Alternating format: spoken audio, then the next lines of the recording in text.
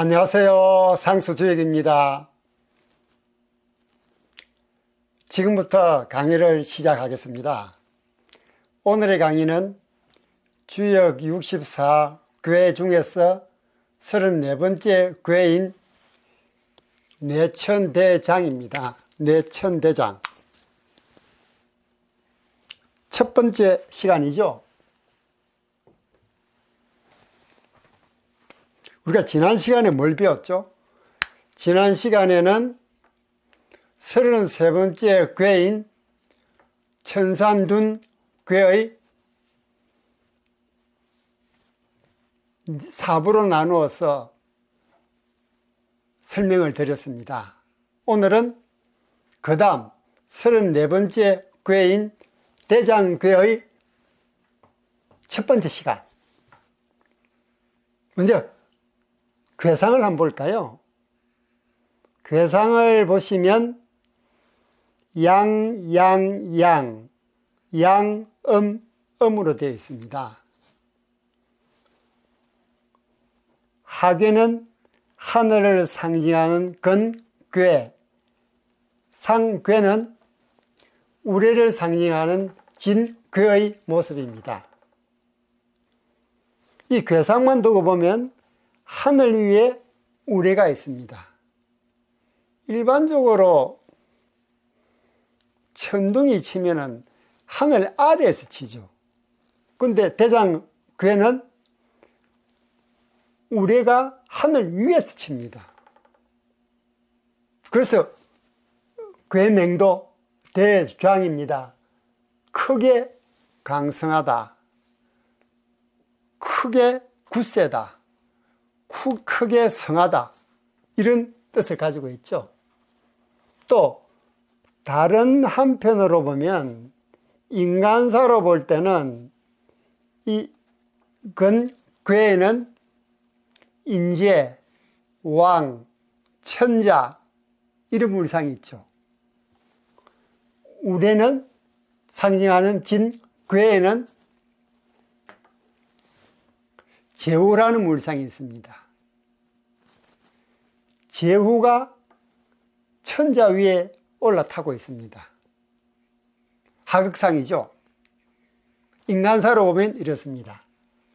그리고 이진법수로 표시하면 양은 1로, 음은 0으로 표시하니 111, 100, 111, 100으로 이진법수로 표시가 되겠습니다. 자, 방금 말씀드렸듯 자연상으로 보면 하늘 아래에서 칠 우레가 하늘 위에서 치고 있으니 아주 힘이 왕성한 거죠. 그래서 일반 장도 아니고 이 장자가 굳세다, 성하다 이런 뜻인데 앞에 대까지 붙였습니다. 크게 성하다, 크게 강하다 이런 뜻을 가지고 있는 것이죠. 인간사로 얘기하면 건괴가 상징하는 천자 위에 진괴가 상징하는 제후가 올라타고 있습니다. 하극상이 벌어진 것이죠. 자연상을 보면 방금 설명드렸듯이 하늘 위에 우리가 칩니다. 하늘 위에 우리가 치죠. 그래서 기세가 매우 당당합니다. 그래서 대장이라고 말씀을 드렸습니다. 대장을 다시 한번 써볼까요?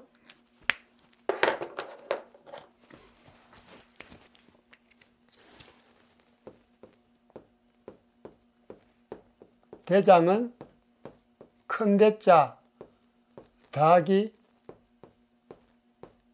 성하다, 강하다 하는 장입니다. 이 장자는 또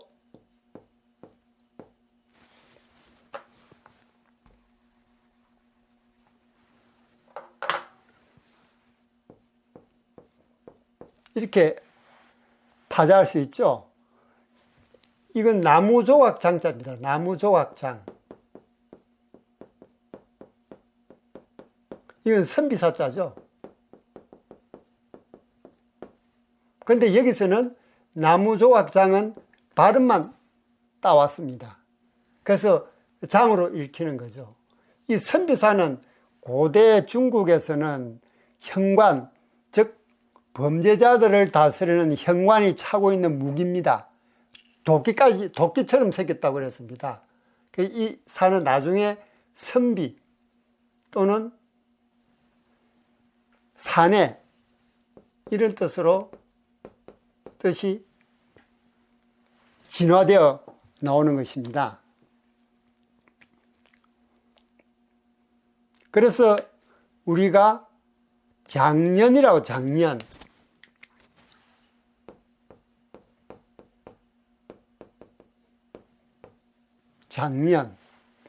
장년이라고 그러면 보통 30세 전후를 얘기합니다.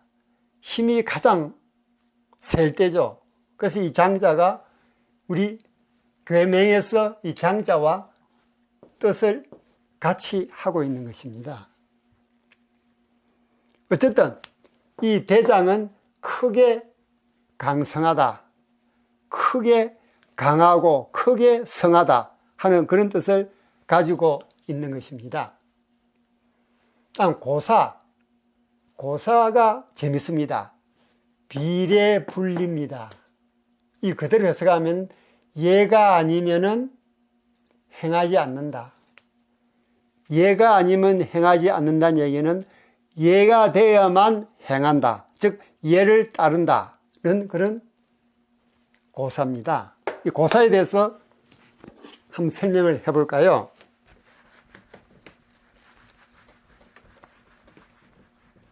왜 고사에 비례분리가 나올까요? 이 비례분리는 우리가 다음 시간에 배울 상사에 나옵니다. 비례분리. 얘가 아니면 이행하지 않는다. 근데 오늘 이 고사, 비례분리라는 고사가 어떻게 나왔는지 보도록 하겠습니다. 이 비례분리,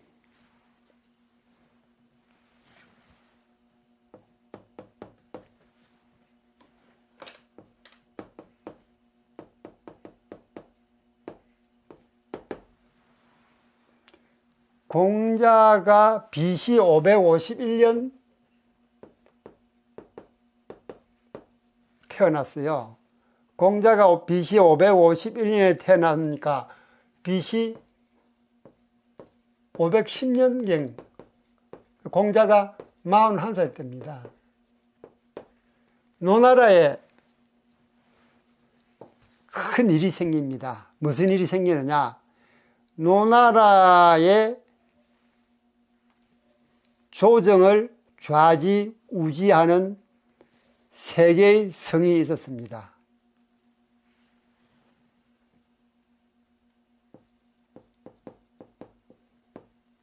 명시, 맹자일 때 맹자죠.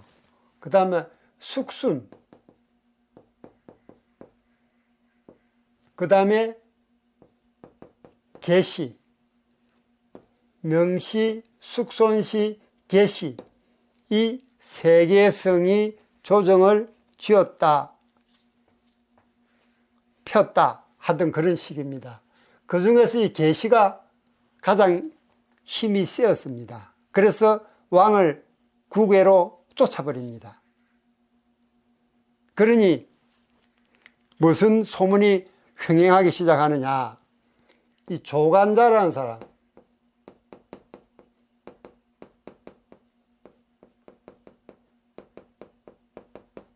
조간자라는 사람이 이 사묵이라는 사람한테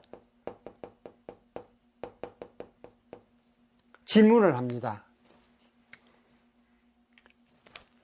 선생님, 이 노나라에서는 이 계시라는 귀족이 왕을 외국으로 쫓아버려서 왕이 죽고 말았는데 어떻게 노나라 사람들은 가만히 있나요? 하고 물었더니 이 사묵이 뜻밖의 뭐라고 얘기하냐면은 이 괴상에서 얘기했듯이 우레가 하늘 위에 있는 것도 자연의 이치다. 그 얘기는 징괴가 상징하는 제후가, 그건 괴가 상징하는 천자 위에 있는 것도 하늘의 도라고 얘기합니다. 왜 하늘이가 도가 됩니까? 라고 물었더니 이 사목이 하는 얘기가, 이 진에는 양음으로 되어 있는 우레를 상징하는 진, 괴에는 무슨 물상이 있느냐?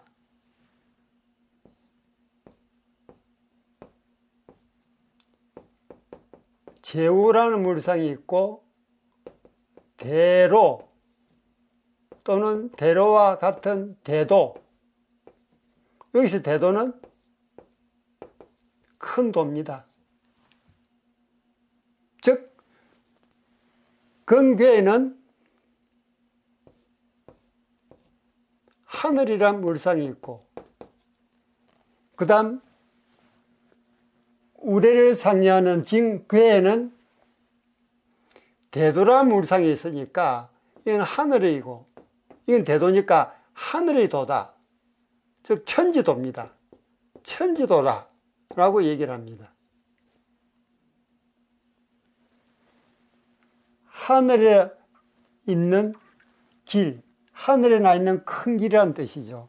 그래서 천지의 도니까 이건 자연스러운 현상이다 라고 사묵이 얘기를 합니다. 이 천지도라 그럽니다. 이 괴상을 보고 천지도. 이상하지 않다는 얘기죠. 계시가 왕이 잘못하면 쫓아낼 수도 있고 하는 것은 이 하늘의 도다 라고 얘기를 하는데, 그 당시에 41살, 즉 40살 갓 넘긴 공자는 이 부분이 너무도 마음에 들지 않았습니다. 왜? 공자는 육아를 바탕으로 공부를 한 사람입니다.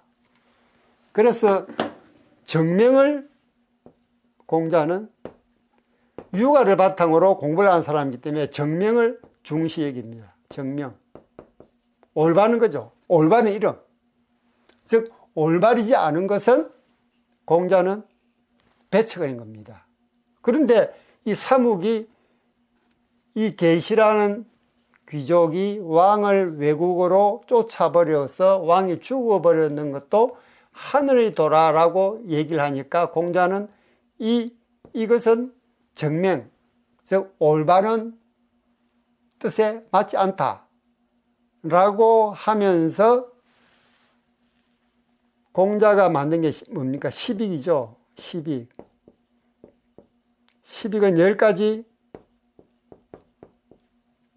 날개라는 뜻이죠. 그죠?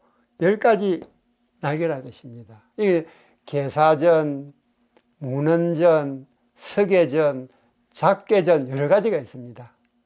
그런데 이 천지도라되어 있는 부분은 우리가 다음 시간에 배울 이 상사는 어디서 출처가 있다 그랬죠? 이 유독 상사만은 하나라의 연산력을 따른다고 얘기했습니다. 그 이유는 이 상사는 뇌제천상, 즉 위에서부터 아래로 읽어옵니다. 주역은 아래에서 위로 올라가는데 상사는 하나라의 연산력을 바탕으로 하고 있는 상사는 위에서 아래로 읽어 내려옵니다. 그래서 뇌제천상이죠. 우리가 하늘 위에 있다. 교상 그대로 설명해 줍니다. 그래서 그게 대장괴인데 군자는 이를 보고서 얘가 아니면 이행하지 않는다 하는 이 비례분리란 부분을, 원래 이게 비례분리였느냐? 만약 이게 비례분리라고 했다면 이 사묵이 얘기한 천지도라라고 썼어야 될 텐데, 이 공자가 제자들과 함께 만드는 시빅을 만들 때 이 천지도라는 이 부분을 비례분리로 바꾼 거 아니겠느냐 한다는 설이 있다는 겁니다. 그 정도로 이 공자는 육아를 바탕으로 공부를 한 이 공자는 이 정명, 올바른 이름, 올바른 도리, 이걸 그렇게 중요시 여겼던 겁니다. 그래서 시빅을 만들 때 이 상사 부분도 원래 있던 천지도라는 부분을 비례분리로 바꾼 거 아니겠느냐 하는 그런 고사가 나오고 있는 것입니다. 그 정도로 내천대장괴는 제후가 천자 위에 있습니다. 그리고 실제로 주나라는 상나라를 무너뜨릴 때 문왕이라는 또는 아들인 무왕이라는 이 왕이 상나라 주왕을 무너뜨리죠. 그리고 주나라를 세운 겁니다. 그래서 신하가 천자를 무너뜨린 겁니다. 정명이 안 되죠. 당시만 하더라도 제후가 천자를 무너뜨리고 그 위에 선다는 것은 도리에 맞지 않았던 것입니다. 그래서 공자가 비례분리라는 이 어휘를 상사에서 썼던 거 아닌가 하는 얘기가 흘러나오는 것입니다. 근거는 없는 얘기입니다. 다만 내천대장계가 얘기하는 인간사가 주나라가 상나라를 멸망시킨, 즉 제후가 천자를 무너뜨린 그 부분을 배경으로 깔고 있다는 것을 감안하면 비례분리라는 부분도 공자 입장에서는 얼마든지 나올 수 있는 그런 얘기죠. 자, 다음 대장괴의 핵심 키워드는 크게 성함, 크게 강성하다는 얘기죠. 대장이니까요. 그 다음에 건장함, 올바른 사용, 이 세 가지가 대장괴의 핵심 키워드입니다. 이 핵심 키워드는 어떻게 나왔느냐?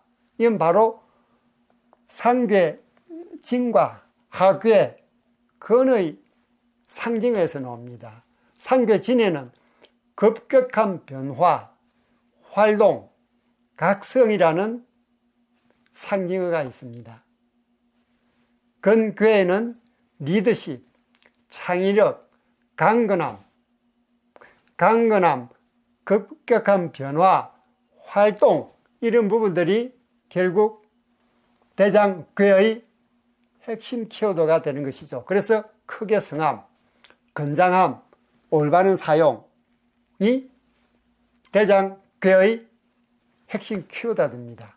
다음 교훈을 볼까요? 교훈을 보면 첫째, 과감하게 도전하라. 둘째, 올바른 방향을 유지하라. 셋째, 지나친 자신감을 경계하라. 모두 핵심 키워드와 관련이 있죠. 과감하게 도전하라. 올바른 방향을 유지하라. 지나친 자신감을 경계하라. 이 부분은 모두 이 핵심 키워드와 연관이 있는 것입니다. 다음, 우리에게 주는 메시지는, 즉 대장괴가 우리에게 주는 메시지는 강한 힘은 책임과 함께 빛난다. 즉 책임질 수 있는 힘, 그게 진정한 힘이다는 뜻입니다. 즉 강한 힘은 책임과 함께 빛난다 라고 얘기를 합니다. 다음은 대장괴가 얘기하는 운세를 한번 볼까요?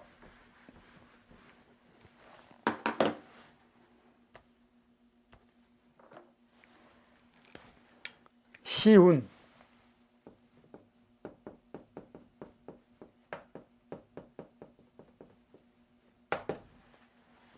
힘과 에너지가 넘치는 시기입니다. 적극적으로 나아가면 원하는 성과를 얻을 수 있습니다. 적극적으로 나가라는 얘기죠. 크게 성하니까 적극적으로 나가라는 얘기입니다. 다음 재운.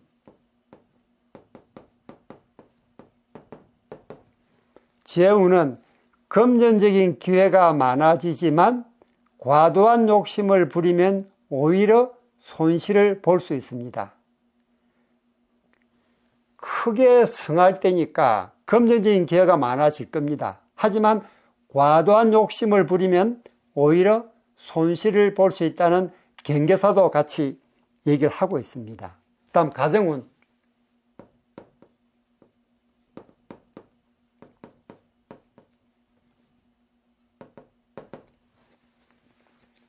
가족 간 의견 충돌이 생길 수 있으니 힘을 내세우기보다 유연한 태도를 유지하는 것이 중요합니다. 가족 간 의견 충돌이 생길 수 있으니 힘을 내세우기보다 유연한 태도를 유지하는 것이 중요하다. 다음 건강운.